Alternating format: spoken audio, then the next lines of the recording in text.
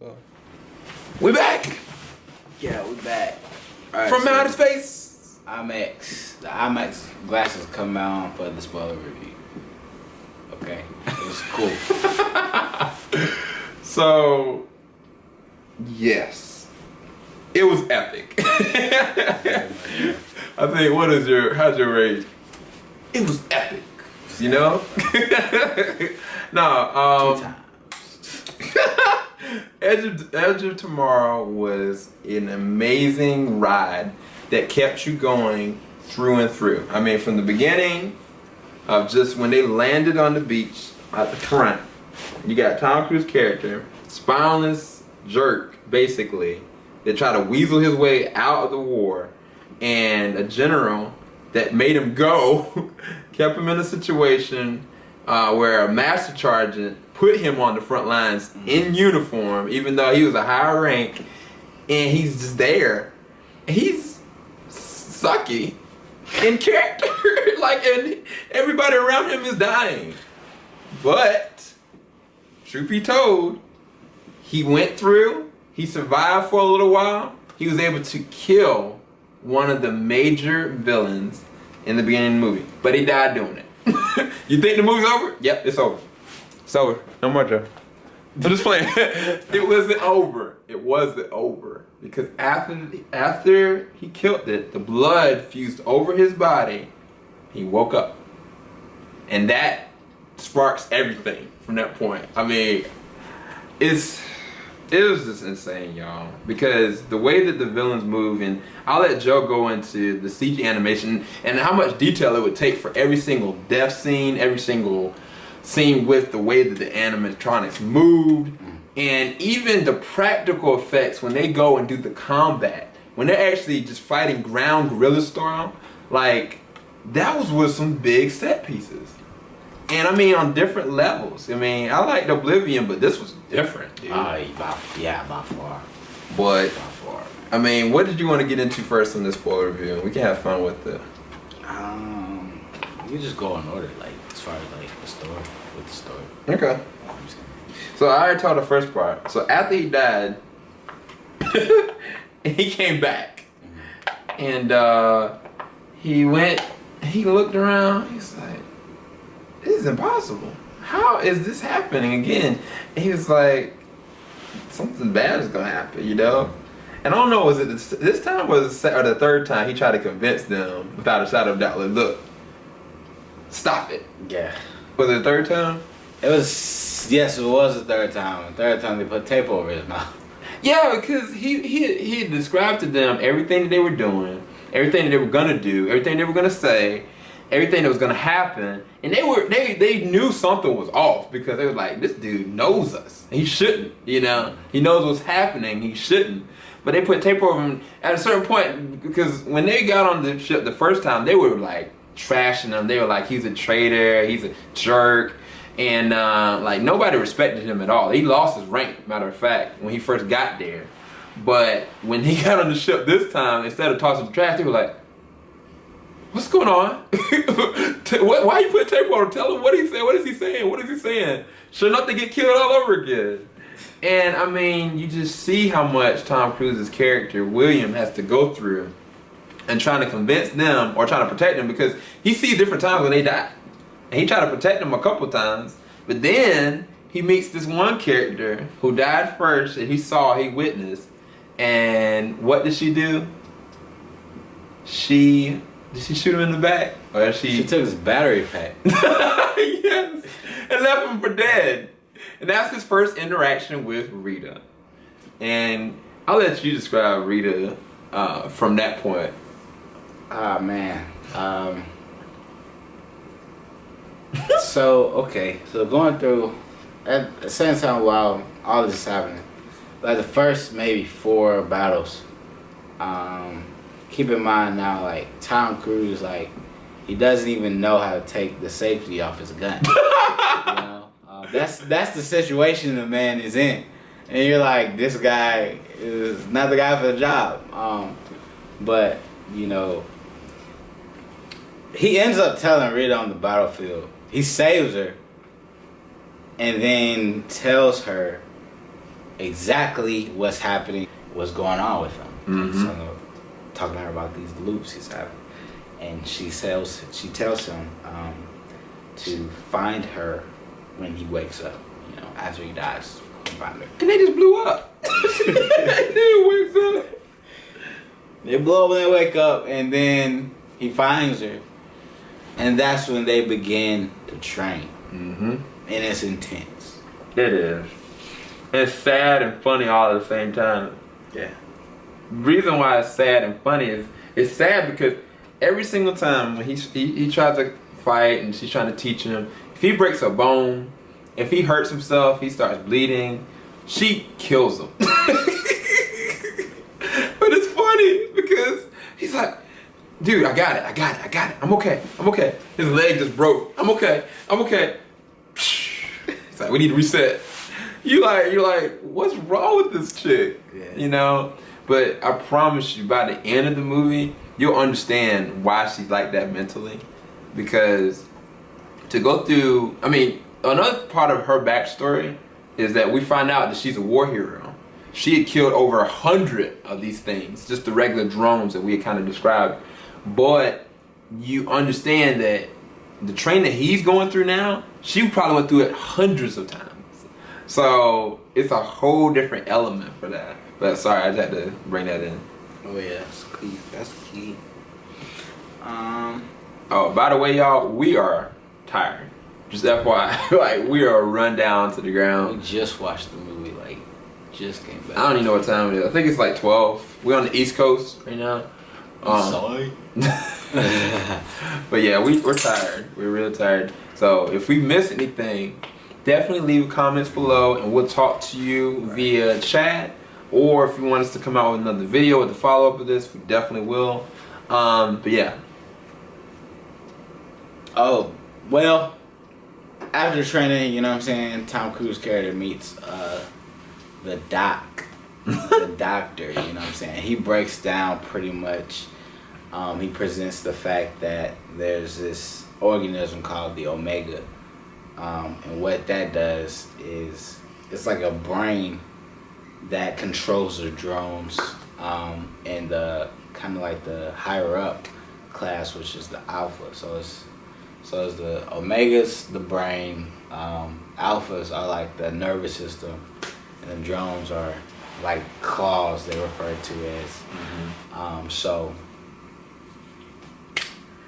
really, the goal of the whole movie is to kill the Omega. Mm-hmm. And so they talk about that through the process of him being in this loop, that he'll start getting these visions. Mm-hmm. And the visions will show him where the Omega is. Mm-hmm.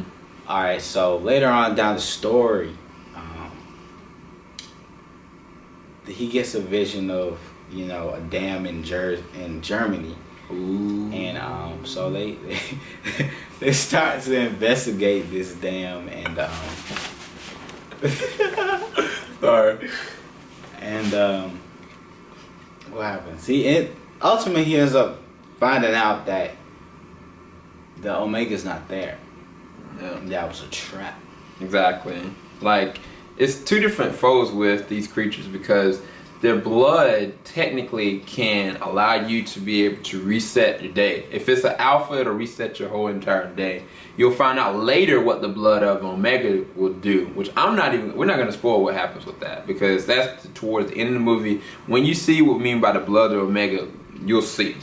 But like, another thing is if the person bleeds out, right, and they get to a point they bleed out and they just live, then that alpha, everything that person had learned and did and tried to train to be, it was almost like it was for nothing, because now they have a full diagram of what we already did, what we already tried to train for, and that's what happened to her character. And so even with that, like, now you got the Omega that set him up in that way, but it was all really to try to taunt him to get to that place so they could try to kill him and bring him back. They're searching for him the whole entire movie. And it's crazy because, I mean, he feels as though he cannot complete this mission without Rita. It's like William, he does everything he can to try to save her. At a certain point, he gets to a really sad point where they get to his precipice. He get to the specific spot because he's just all throughout the line. He's just showing her and showing her and showing her, and he gets to this place where she dies at this place, and she's trying to get on this helicopter. And no matter what he does, no matter how many times he's tried it. Now we don't even know how many times he's actually tried to save her, but she dies. And he's just to this point where he just wants to keep her alive. You know, he's invested so much of his time and life with her, technically, but it's an everyday thing, so she doesn't remember any of it. But I said to Joe at one point, one thing about the acting of this one, that Emily Blunt's character, even though she only knows him once, once technically, like she sees the evolution of his character and his emotions and his desire to try to save, you know. And she, of course, needs him because she at first just wanted to use him so she could go and kill the thing. But by the end of it, she knows what he represents is so much bigger than that. And she trusts him with her life, you know. And that's only done through the acting, because if it was a practical kind of sense of, like, that doesn't make sense. Like, why would you trust a person you don't know that one day to go and fight in arms for him a whole day long to the point that you die, you know? She's the only real person, I guess, that understands him. Because she's gone through it. But it's epic. I mean, it's really epic. It's really deep. It's really sad.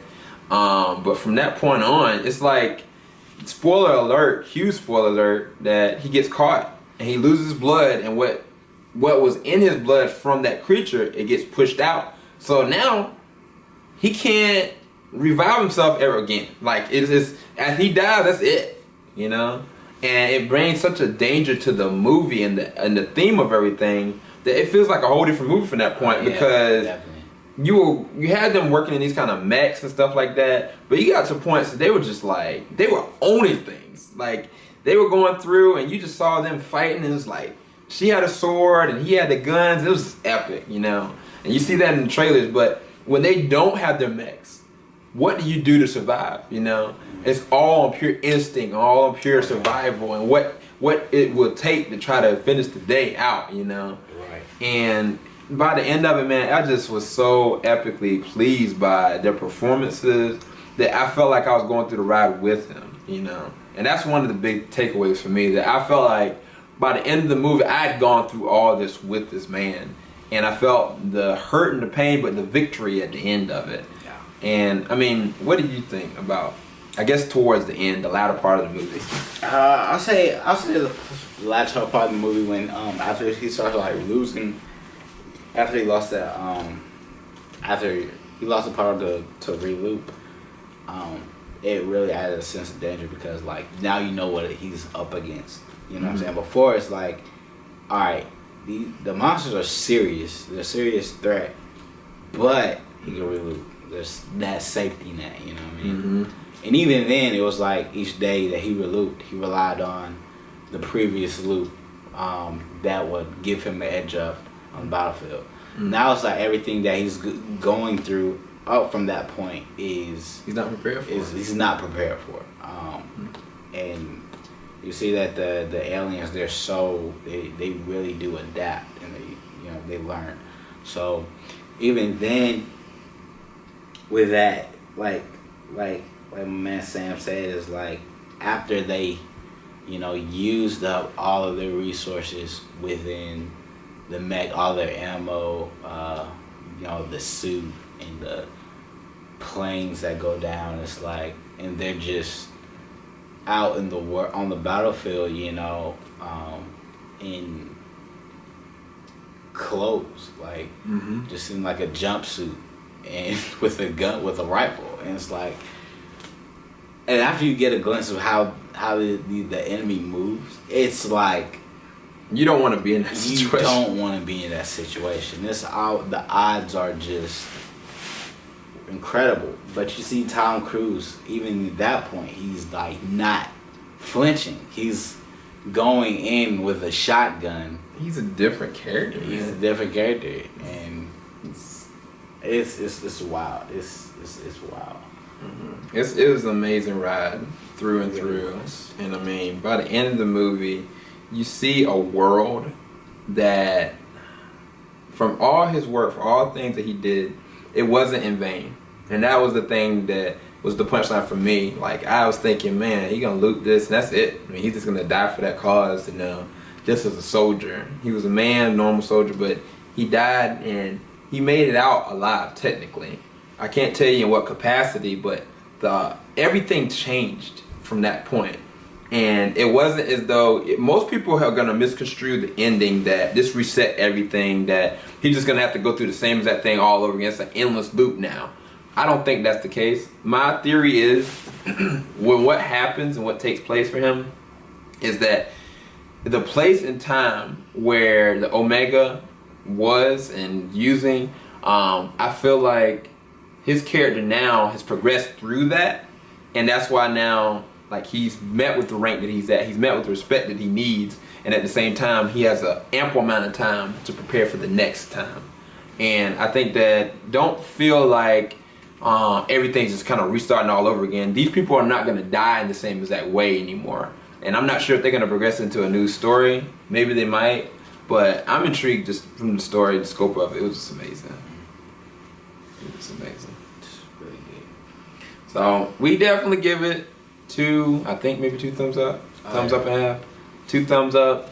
Highly recommend you go and check this out in theaters. I know 22 Jump Street is out.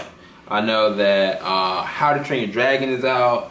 But I'm glad we went and checked out Edge of Tomorrow. It was really good. And to me, it ranked up one of my top 3, actually. I think you said your top 5. Top 5.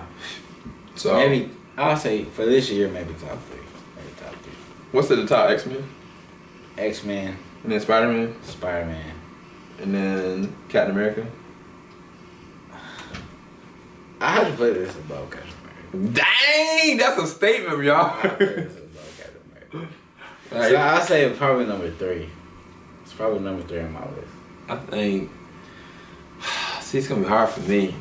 I don't know, man. I mean, definitely X-Men is number 1. I think Captain America still is number 2 for me, and this will be number 3. Okay. But I don't know, because Spider-Man was really good too. Yeah. I don't know, maybe it's tied for 3rd Spider-Man. So it's definitely in my top 3, for sure. I really enjoyed this movie. Now, when Transformers comes out, I might have to readjust this list a little bit. I'm just saying. Keep it right there. Either way, That thing looks crazy. we will let y'all know what we think of it. We'll try to go and check it out in midnight premiere if at all possible. If not, then over the weekend we'll put something up on it. Most stuff. But yeah, if y'all like this spoiler-free review, please leave your comments below. Leave a like at the bottom.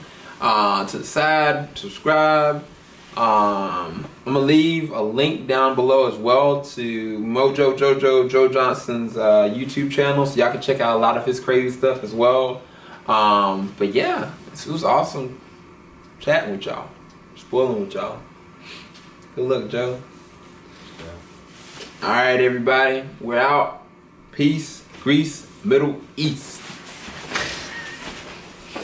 Hey, what's going on out there, YouTube? I forgot one of the things I wanted to talk about the movie. I did have a pro and a con kind of thing. I went more on the pros. Joe would be joining me right now. He's on his Battlefield Hardline. He's enjoying that right now on the PlayStation 4 network. Shout out to One Shot. Carlton Perry, you're the man for letting us borrow that and check that out. The beta is amazing. If any of y'all have a PS4, definitely go and check that out. But yeah, he's in that right now. But I wanted to talk about my cons of Edge of Tomorrow. And it was only one. It was only one, really. When I saw the main character, William Cage, going through what he was going through, his kind of metamorphosis, evolving as a character, it's very vague towards the end as to what happened, but I got a comprehension of what happened there. But one thing that I couldn't understand was that, okay, every single time he dies, he goes back and starts the day all over again, which is fine. On a mental level, he's learning. Cognitively, he's learning every single day, right? But it didn't account to his muscle memory. What I mean by that is, yeah, you can have synaptic muscle memory in the sense of remembering, like, okay, you're just gonna make a reflex, or you like get yourself trained to using the same exact, Well, with him, it was definitely on the battlefield. But my thought was that his muscles are never really developing. It's never really actually being strained. So in the sense that, yeah, his brain is being strained. Yes, that's the most powerful muscle that we have. But physically, how is it that he's able to move faster, run harder, and be in physical shape every single time? He's only training technically one day. And I mean, for me, I could refute that. It's not a really big gripe that I had, but I didn't want to give y'all like a sugarcoated version of why like I didn't give this a 10, because for me, I would have liked for them to kind of explain like how is it that this man can come from being like such a lowly kind of, not even a soldier, he even said he wasn't a soldier, to just this epic hero. He's not even an action hero, he's just a survival like guy. And it's just amazing how he transforms. But I just don't understand how his body would build up, because every single time that he dies, he's still at the same exact stage that he was. And so beginning of the movie, you see kind of Tom Cruise, he looks kind of scrawny, but by the end of it, this dude looks buff and beefed out, you know. And that's what I don't understand. But at the same time, the way that he's actually going back and forth is through alien physiology. So maybe his body is growing muscle mass. Maybe he is getting stronger, because it's the same thing happened to Emily Blunt's character. I mean, I'm not sure she went through the same exact thing every day, but she looks physically fit. So something is happening physically, but I don't understand it. Maybe they'll explain it with the sequel. I hope they really do make a sequel. But definitely wanted to talk to y'all about it. And I apologize for leaving this at the end of it. I don't know. I'm sorry. But definitely enjoy y'all. Pray y'all have a great night, great evening, great day. And enjoy this spoiler-filled review of The Edge of Tomorrow. This is SCL0320 signing out. Joe Johnson, Joe Wizzle, Mojo Jojo Johnson 3. Later, everybody. Peace.